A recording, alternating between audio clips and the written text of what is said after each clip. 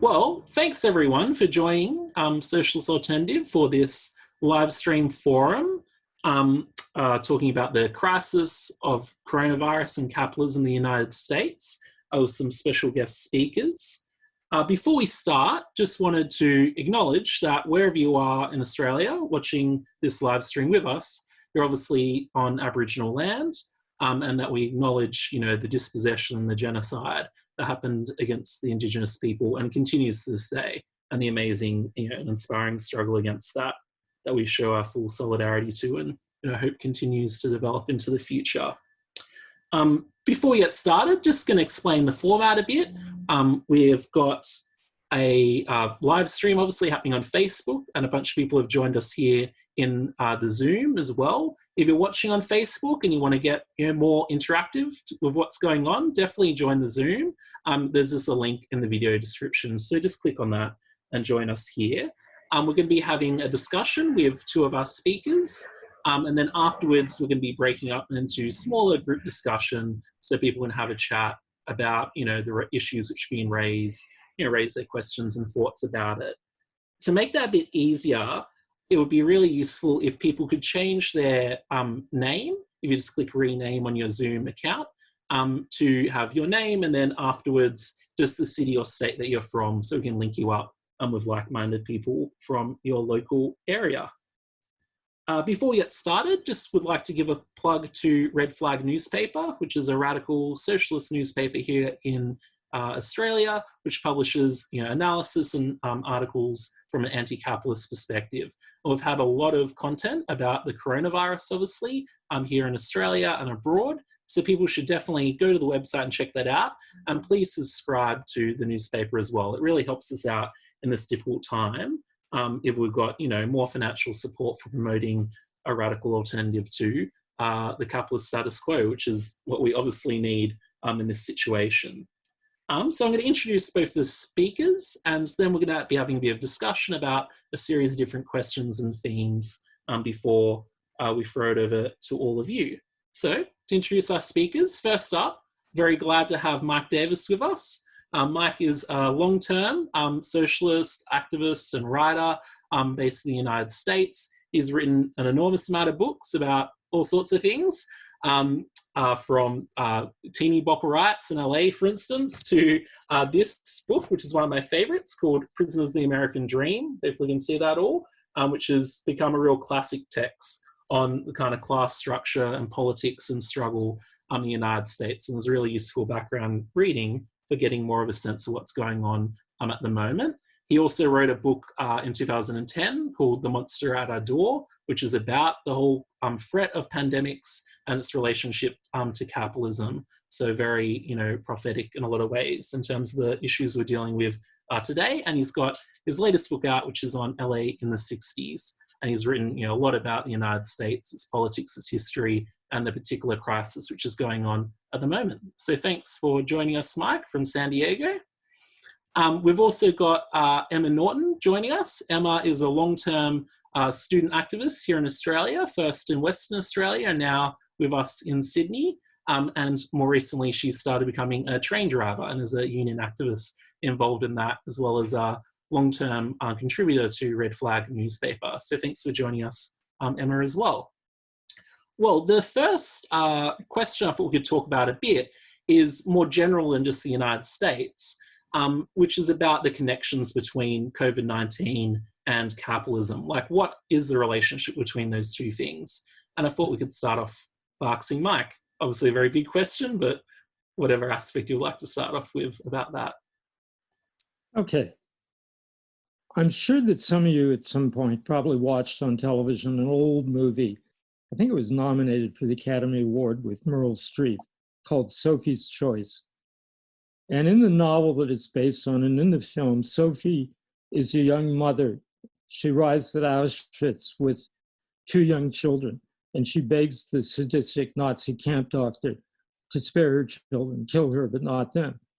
And he says, I'll either kill all of you, or I'll let you and one child live. You pick what child that will be. That's Sophie's choice. Now let's switch to a truck stop in the middle of America. It's Laramie, Wyoming, truck stops of America, huge places. I used to be an over-the-road trucker. 1,000 rigs parked there. And, you know, restaurants are virtual cities. You may have them in Australia. And imagine there's a 28-year-old waitress who's just come back to work, and the boss tells her, Wyoming's a totally Republican state. And he says, I don't want you wearing masks. Truckers want to see your pretty face here. Okay, so you have to come here and smile if you want your job. Well, she's got, like the Sophie in the novel, 2 kids at home. But because she works so often at nights, her mother lives with her, and her mother's got emphysema, really bad emphysema, has to have an oxygen tank in the bedroom. So the waitress has to decide, am I going to refuse to come to work or not refuse to work without wearing a mask and lose the mortgage with nothing in the bank? Or am I going to bring this virus home to my mom, who's in the high-risk category? That's Sophie's choice, too. And millions of American workers have been confronted with this from the very beginning. Healthcare workers, warehouse workers, food distribution. The people who now celebrate it as being essential, but nobody recognized that. No boss ever recognized that before. And now as states go back to work, millions of other people have to make the same kind of choice. Most elderly people in America live with their families. And some people tend to have more large families than others. If you're Mexican, like my wife, if you're African American, particularly in the South, I don't know, maybe if you're Irish in Boston, Samoan in Los Angeles, you know, you live with your old people and your younger people, and they play vital roles in the family. They babysit the kids, they take care of things. 10 million Americans over the age of 65 work. And a study was just done that showed that of the people who had to stay at work, 1/3 of them, fully 1/3, either had a condition that predisposed them to critical illness, like diabetes or heart condition, or they had someone in their household and their family who fell into that group. So workers are being asked to make this impossible choice. And in some ways, that's the real essence of what capitalism is right now in this moment. And if you look for a solution from the Democratic Party, well, I'm a Sanders voter. I have to be. My kids would lynch me otherwise. And he's raising, important issues, great policies. But it's a debate in an empty house and legislation which will never be passed. It's to support Biden's re-election. That's no answer to people who have to make those kind of choices today. So we have a labor rebellion that's going on in the US. On May Day, there were dozens and dozens of actions by workers refusing to work in conditions so as hazardous as so many workplaces are. But what we haven't seen is the leadership to put the movement back in the streets and on the picket lines in support of workers, insurgent workers. And I've gotten in quite a bit of trouble, actually, because in the very beginning, I said, oh, well, we have to support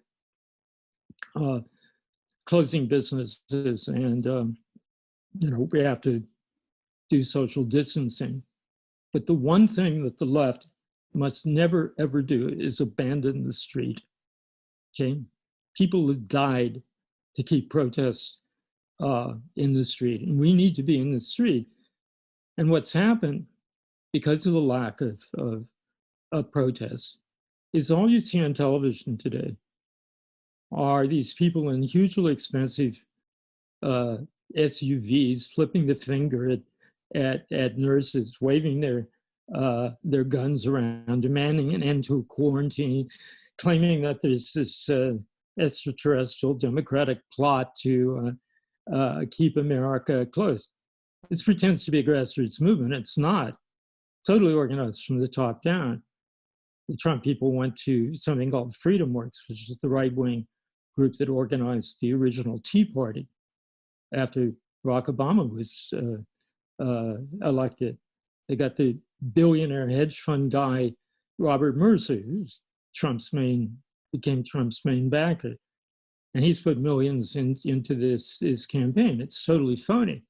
The workers' actions are absolutely real and authentic, but they have not been backed up by direct action.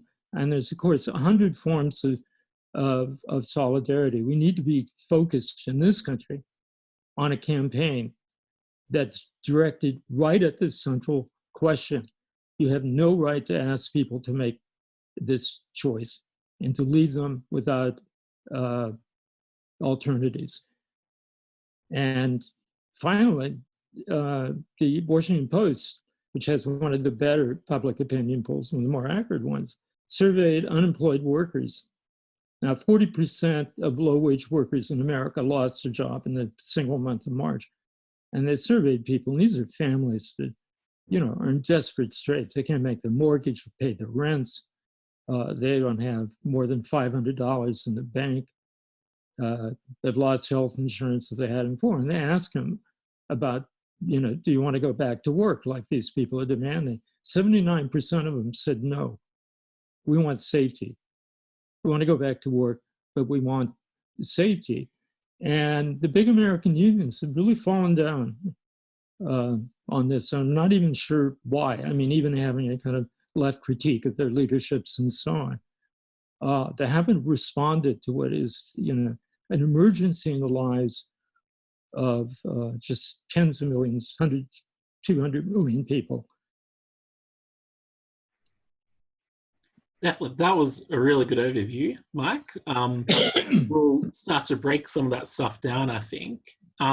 Maybe we should talk a bit more about what you kind of start off with, the impact of coronavirus on, working class people in the United States and people from, different oppressed backgrounds. I think that's a good place to start off with. And maybe, I know, Emma, you've been researching a bit into this as well. Maybe you'd like to discuss that a bit? Yeah, sure. Hello, Mike and Jordan. Thanks for having me. Well, yeah, that was a lot to go over. So much we can talk about. But just to start, I guess, with the impact that it's having immediately on particularly working class people, because it's interesting that I think you were saying before we went live, Mike, that some people were saying this is just a disease that would affect people equally or affect the rich first. And it definitely did kind of affect the rich first, but now I think it's spread and really affected the poorest people, the most oppressed people who already have terrible health outcomes, particularly in a country like America that has such a underfunded and neoliberal healthcare system. And you also have, workers who are on the front line who are performing these essential services, often without pretty much any protection, any regards for their safety as workers. And one of the examples that has really been hit home for me was reading about the subway workers in New York and the whole kind of public transport system there, where I think over 3,000 cases now have been confirmed just amongst the city's public transport workers. I know over 100 workers have actually died. So if you were a worker in that transport system, you would definitely know other workers who you said hello to every day on the subway system who have now died of this illness. And a lot of workers just say it's like going to war, not knowing whether you'll actually be able to make it through. And they've not been provided with adequate protection. So they're given masks that they're told should last for 3 days. And because of the drop in the number of services that the city is actually running, even though there's been a drop in the number of people catching those trains, there's actually more crowding than you would expect. And so some of these workers are coming into contact with, thousands of people every day. And obviously the rich and powerful don't tend to catch public transport. That's really much more something that the poor and working class Black and Latino members of society in New York are put through. So it's a really horrific situation that's being replicated across the whole country. And it's why I think, some of the stuff that Mike started to touch on there of the necessity to stand up against this, for the unions to play a role of opposing the kind of sacrifice to the altar of profits that the capitalists are expecting workers to be. So there's a lot of exciting, as well as the kind of horrors of even I was reading about train drivers literally tripping over the dead bodies of passengers in their trains. Even in all of that horror, there is resistance, and there are actually successful attempts as well to demand PPE and demand sick pay and things like that. Yeah, would you like to add something to that, Mike, about the oppression of workers and the impact of COVID-19 on them and other oppressed groups? The first thing I wrote about this in early March, I was incited to write an article after talking to a friend of mine, a young guy named Jim Straub, he's an old-fashioned union organizer. He commutes from organizing campaign to strike, usually takes the train, hops a boxcar in old-fashioned ways, like a hobo, like the IWW did. And he represents the nursing home in Kirkland, Washington, next to Seattle, where the first nursing home outbreak took place. And he told me, he said, this is a conflagration on a scale that you can't imagine. He said, the health people come here and they talk to the managers. And nursing homes in America are, I mean, this is an industry totally dominated by private equity and speculators, big chains, couple hundred houses home. They violate every rule under the book. They're understaffed. Nobody has infection training. And they're just using it to milk money from the federal aid to poor and elderly people, Medicare, and there's also something called Medicaid. He said, you know, this is the most ruthless industry on earth. And he says, this is going to spread. And of course, it has. And by the end of the day, at least in this first wave, 50% of the deaths in this country, as in Europe, will be in nursing homes and in prisons. 2 California prisons, one in LA and one up the coast, each have tested, 70% of the people there have tested positive for coronavirus. Okay, the immigration detention centers, other institutions of various kinds. And it was obvious from the beginning that you had to have an all-out campaign to save people. Last week, the Democrats put in to the legislation, which is not ever going to be passed. Trump's always said he'd voted, that there should be a national task force to address situations in nursing homes and prisons. I mean, my God, there's been 30,000 people already died in nursing homes, and we don't know how many have died in prison. And of course, this virus illuminates and deepens all the class and racial divides in this society. One of the worst hit places in the United States is the Navajo Nation in Arizona and New Mexico, which has the highest infection rate in the Southwest and has had, I think, a couple hundred, deaths already. But they're, of course, totally off everybody's radar screen. Do things about, Native Americans or First Nations of any kind in a crisis like that. And finally, I just finished teaching a semester. I've been sick myself, and I had to go back to work to pay medical bills. And teaching at a big Catholic university here in San Diego. And one of my students is the chief of police on campus. He's a black guy from Albany, Georgia, which was one of the most hard-fought, bitter battles in the civil rights movement in the 60s. He's lost 3 cousins and 2 childhood friends to coronavirus. It was the first big outbreak in the South. Nobody's paid attention to it. They got one write-up in a newspaper, and then they were forgotten about. And he considers it, he told me, man, this is, for local people, it's like a Holocaust. We're getting murdered here. Nobody's paying any attention to us. They don't care about people, poor black people in a southern city of 35,000 people that's off the interstate. We're just my relatives are invisible. So every kind of oppression and exploitation in American society, it's become a pathway for the pandemic.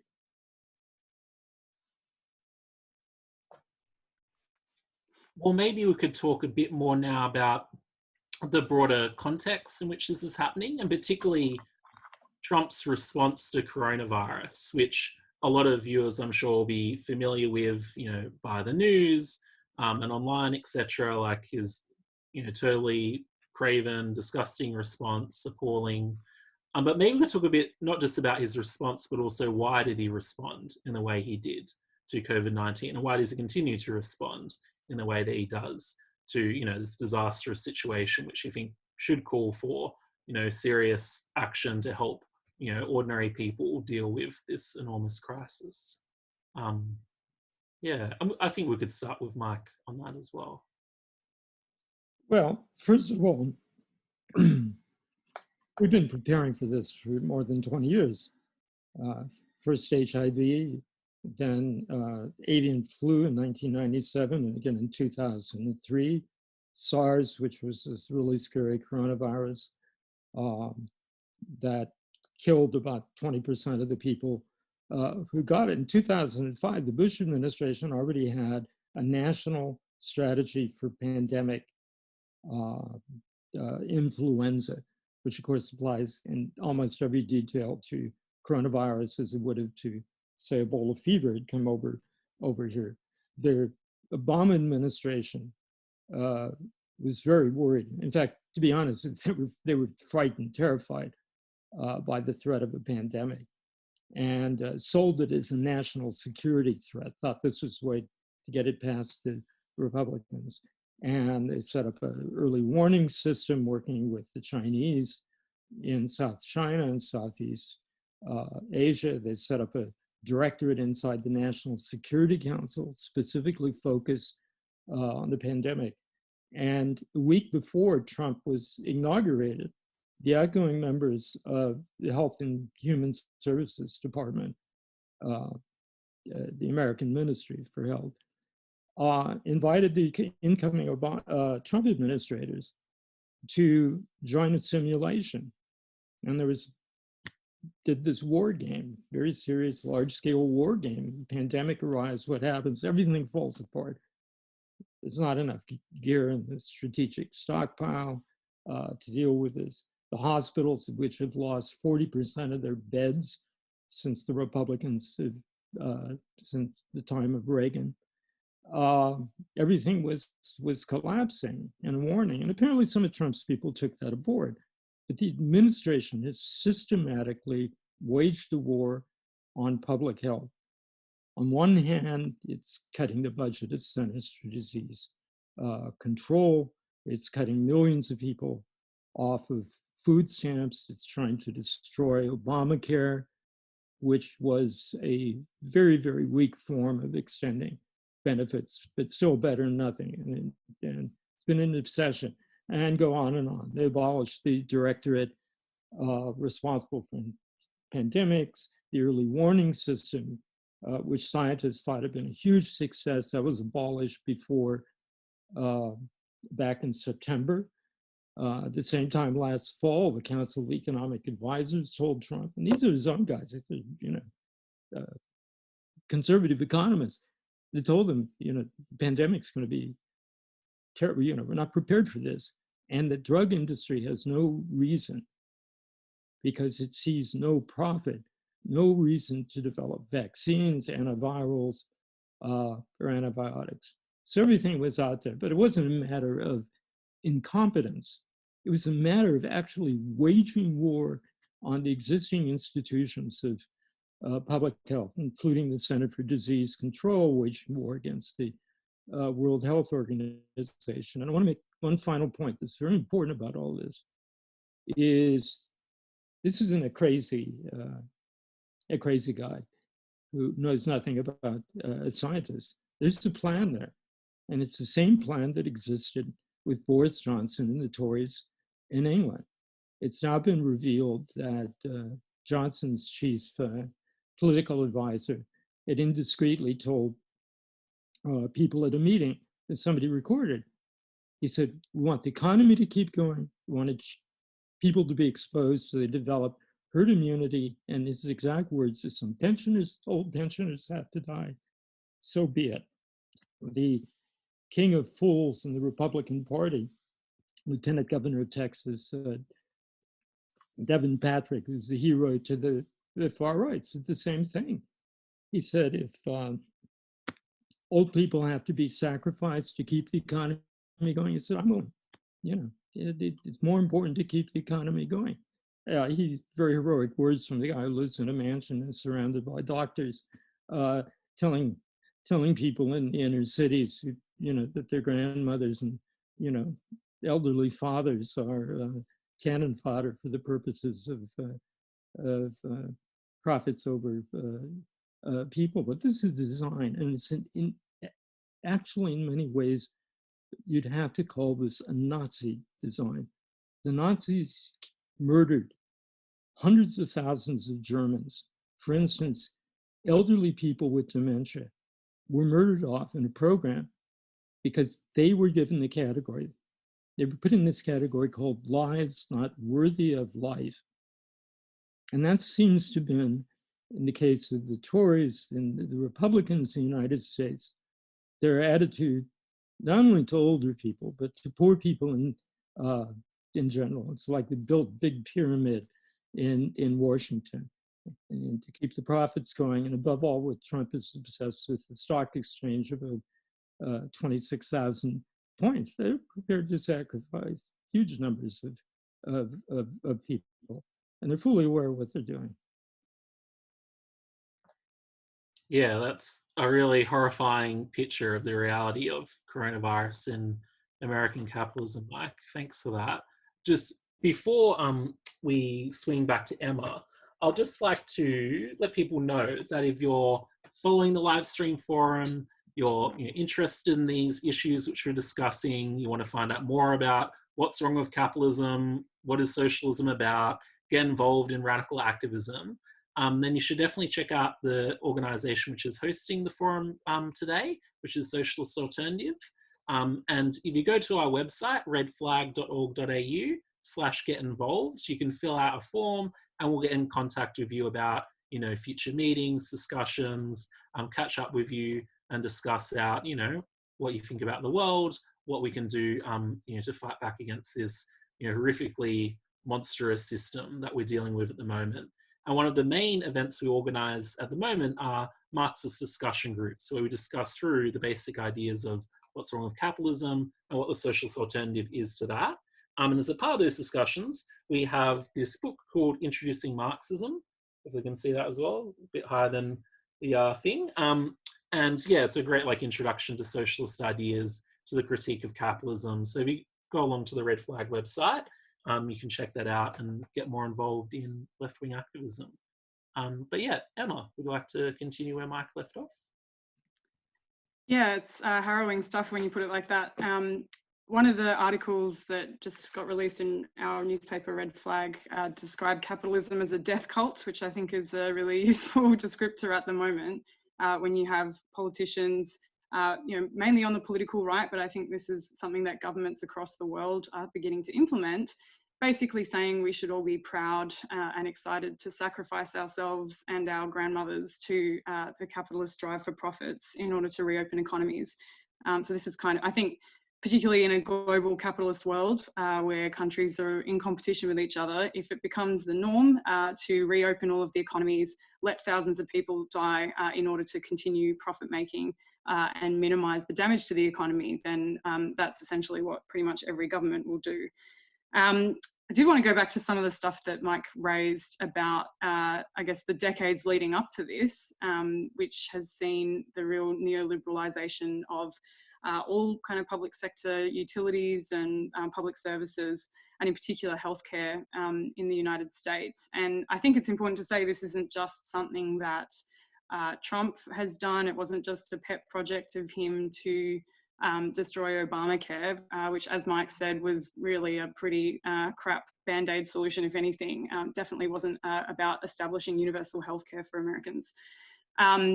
But it's also the Democrats themselves that have played an important role over the decades in undermining the healthcare system. And Cuomo, the governor of New York, is a good example of this. He has ensured that over the last decade, 20,000 beds have been deleted from the New York healthcare system.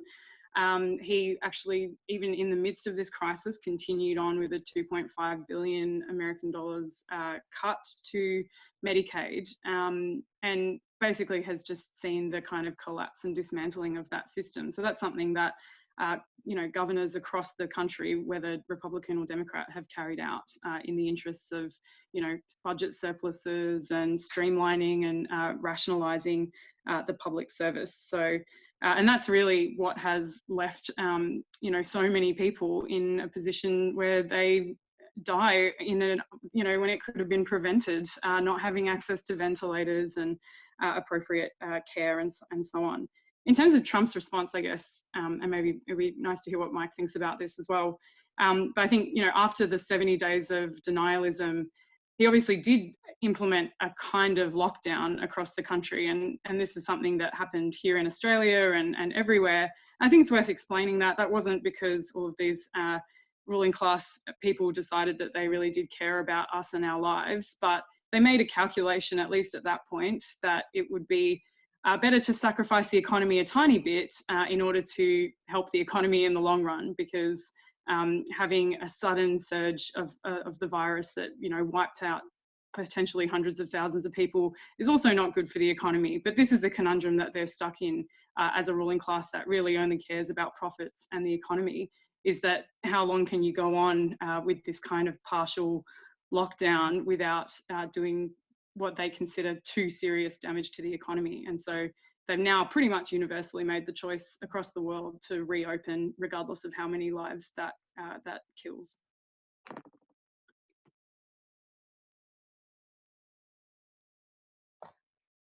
That would be a good issue to continue to explore, Mike. Like, what impact has the opening up of the economy, the loosening of some of the restrictions had in the United States? And I know it's different in different states, but maybe we could talk about that issue a bit and what has motivated, the push behind that. Well, I mean, all the business press and the academic economic journals were talking about last year was not when a recession would, not if there would be a recession, but when it would happen. And of course, the pandemic detonated the recession, made it far deeper, more quickly than anyone could ever have imagined. One serious study shows that about 40% of the American jobs lost will not be restored. If Trump succeeds in getting American companies to bring investment back from Southeast Asia and China, it won't bring the jobs back. They'll come back to automated plants. There's a huge motive right now to automate and take advantage of the crisis in that way. We are in a series of interlaced, interlocked crises that are snowballing at the beginning of a new epoch. Last fall, the United Nations Food Project and the Food and Agricultural Organization predicted that this fall would see the greatest hunger crisis since the Second World War. And this now seems to be exactly what we're looking at. Several 100 million people faced with starvation, in part because of climate change, because of increasing frequency of droughts in Saharan Africa. So it's coming together, and we just, we can't think about the epic as, this crisis or a second crisis. We have to understand that this is defining what the future is going to look like. Is there a capitalist way out? Well, there's certainly barbarism, and we're seeing a lot of barbarism today. But unlike 2008, where Obama managed to save the American banks, but above all, China had a huge stimulus package that helped pull your country, keep your country from falling off the edge, huge infrastructural investments. They can't do that again. There's no second act possible here. China's economy is most enormous debt bubbles. Europe has fallen apart in the crisis. Although members of the European Union are in charge of their own health policies, they have all signed a treaty that in face of disaster, including cross-border epidemics, they would come to each other's aid. Italy in March invoked that treaty and asked for the aid. France sealed its borders. Germany temporarily sealed its borders. They prevented the export even when they had surpluses of so on. And it's almost certain that particularly if the far-right Northern League comes back into power, that Italians will be voting on their own version of Brexit. So there really isn't an economy capable of being the engine to pull the economies out of this. You're not going back to the world as it was a year ago in the United States, where unemployment was low, but most of the jobs available were part-time jobs, or they paid minimum wage, and so on. We're in a period of world history where I think that capitalism threatens human survival in 4 ways, and these are immediate. They're not way off in the future. They're here now. First, we can't guarantee food security for the world. United Nations estimated for 20 years that need to increase food production by 50% by mid-century. That's not happening. It can't decarbonize the economy or of equal importance. It can't provide the kind of social spending necessary to adapt countries to climate change, since most of the disastrous effects will be felt in countries who are not responsible for greenhouse gas accumulations, but hundreds of millions of people are in peril from collapsing agricultural systems and from natural disaster. Capitalism can global capitalism no longer creates jobs. The majority of all jobs created in Latin American and African cities for the last 20 years have been subsistence jobs, the informal sector, kind of a euphemism for structural unemployment. And finally, there's an incredible revolution going on in biological science and biodesign and genomics, now able to design proteins down to individual atom level and so on. But this will not be, as we see now in real time. The big pharma, private medicine, these austerity budgets and so on, cannot translate this into public health. So put it in a kind of classical Marxist way. Capitalism become an absolute fetter on the development of the scientific forces production necessary for human survival, nonstop. And that's happening right now. We're no longer talking about 20 years or 10 years or some future. We're already in that bad future. I really agree with what you're discussing there, Mike, in terms of the huge interlocking crises of capitalism that we face, right now, as you said, not just some, future development, which people have been talking about for a while. The economic crisis, the ecological crisis, and now Corona as well, and the huge class inequalities, political, ruptures which are happening around the world. I think probably this is a good point just to let people know as well about another project we're involved in, which is the Marxist Left Review, which I've got Blair's copy here, which is a socialist journal based here in Australia. This is the previous issue which came out last year, which focuses on the global revolts that happened towards the end of 2019, in Chile, in Hong Kong, Lebanon, in Iraq, a whole series of countries. But we've got a new issue coming out soon, which takes up the issues which Mike was just discussing. So we've got a relatively long article about the crisis of Corona capitalism, the debates which is thrown up about the revival of the state, protectionism versus globalized production, as well as a number of articles from writers from across the world, including discussions about Latin America and Bolsonaro in Brazil, which is a huge crisis which is happening at the moment, as well as from the Middle East and Europe and elsewhere. So people should check that out on the MarxistLeftReview.org website. Well, I think we've discussed a lot about the horror which Corona has led to in the United States and of course around the world, and the totally inadequate and appalling response from the powers that be.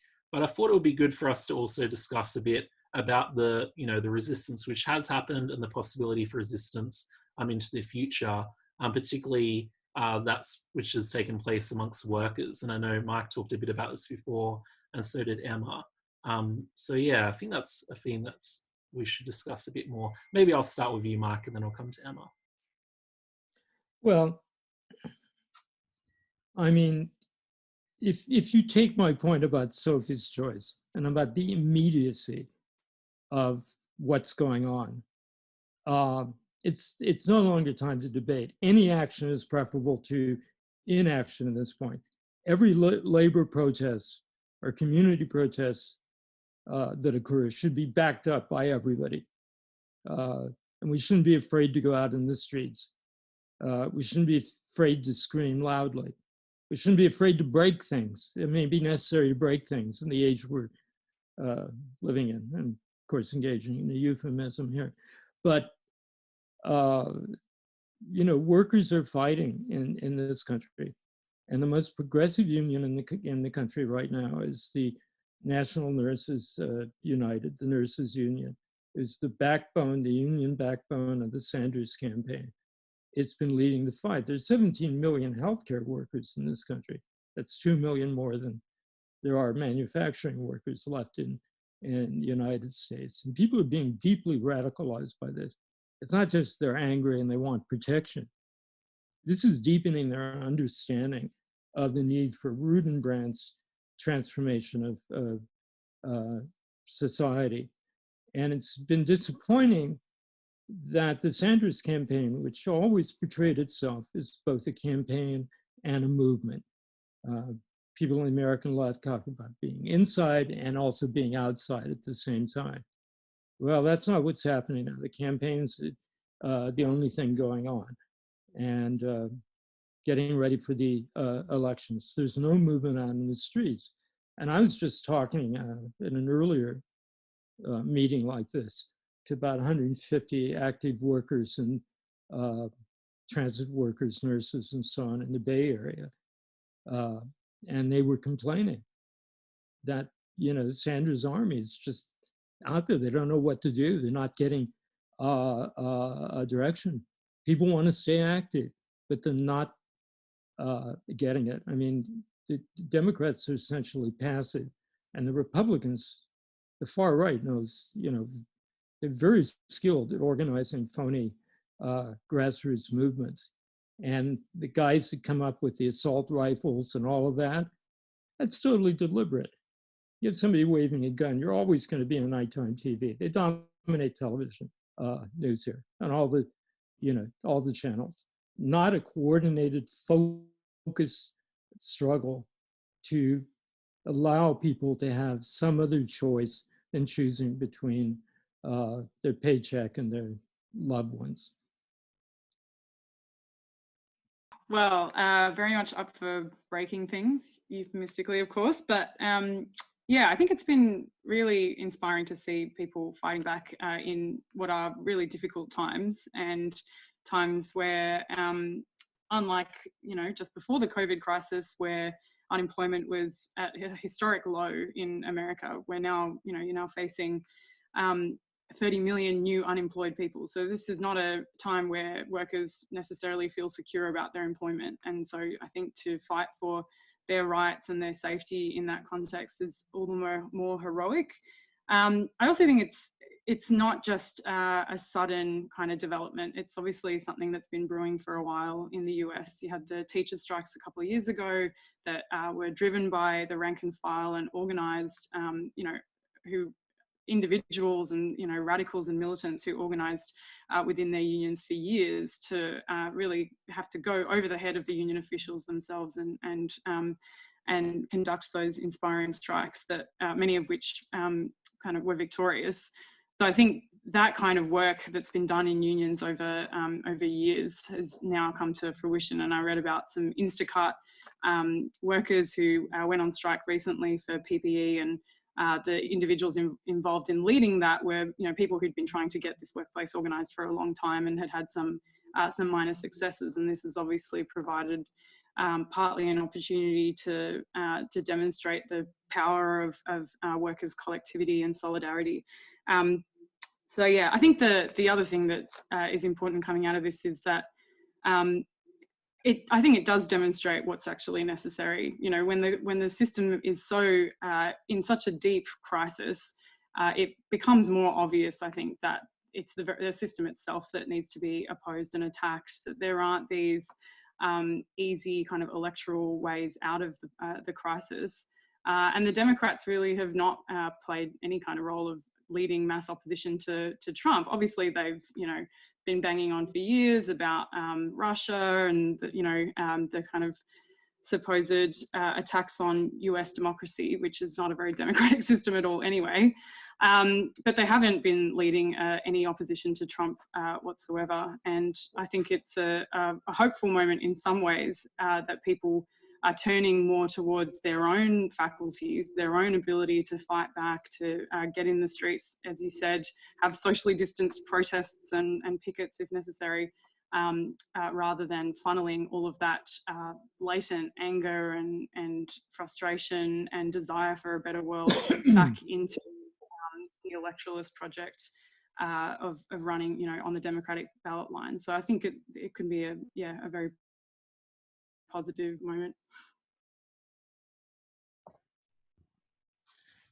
Do you have any other thoughts about that, Mike, in terms of the possibilities going to the future? I know before this started, you're saying that you hope that countries like Brazil and America, there might be a moment for the radical left to start to reclaim some momentum, compared to maybe other countries. Would you like to discuss that question? See, I think someday, if we're still alive, we'll look back at the United States in this period, and the surprising thing won't be Trump. It will be the fact that a young generation has embraced, in its majority, a critique of capitalism. The majority of under 30 kids in this country have a preference for socialism, not for capitalism. What does socialism mean? Well, it means all kinds of things to kids. I have 4 kids. My 2 older kids are Irish. My daughter's right now in Belfast, leading a struggle there. But my 2 younger kids, I'm a very old father to have kids still in high school. They go to an inner city high school. They're Mexican. And they're the only kids they know who come from anything like a middle-class family. All their friends are, sons and daughters of recent immigrants, Black kids, Somali kids, and so on. I cannot tell you how exceptional these kids are. I mean, they really are lions. They have incredible humanitarian values. They're fighters. My youngest daughter is always getting in trouble with the campus police. And this isn't anything of my or my wife's doing. This is just how this generation is. They see the future totally looted. They understand the stakes probably better than a lot of us. And it's working class kids like these in the millions in this country, the first generation college students whose parents sacrificed everything so they could go to a state college or something, and now look at futures that, are just, it's just a black, empty room. They don't have the futures that their families work for.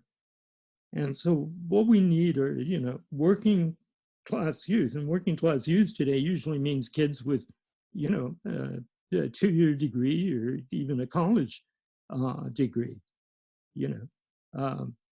who joined the Sanders campaign, did a majority of Latino youth in Nevada when he won the primary, the primary there. So the opportunity for building revolutionary movement of working class youth is here. It's right on the doorstep. But the problem is, in the United States, most of the left organizations basically come from elite campuses, okay, and privileged backgrounds. And I admire many of these people. Some of them are absolutely wonderful and they're totally dedicated. I'm not trying to denigrate them because of their background.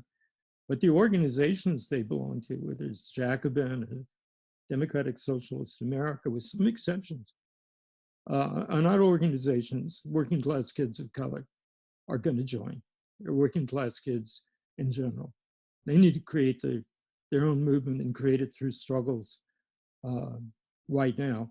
And we need, more than anything, their ferocity and their willingness to take great risks and to display the kind of courage that young communist leagues showed in the late 1920s in the United States, or that the members of the Student Nonviolent Coordinating Committee showed in the early 60s when they went into Heart of Darkness in Mississippi and defied violent segregationists. And, so many times in every country, there comes a generation of youth who take on that responsibility selflessly. And at least for old codgers, like me, everything I've written and tried to do for the last number of years has been to try and support that. But it can't work with organizations that are just dominated by brilliant upper middle class leftists. We have to build organizations in which young workers, and by workers, of course, we mean people, like nurses and public employees of all kinds, that they can take leadership in and grow in, and which truly captures their militant spirit.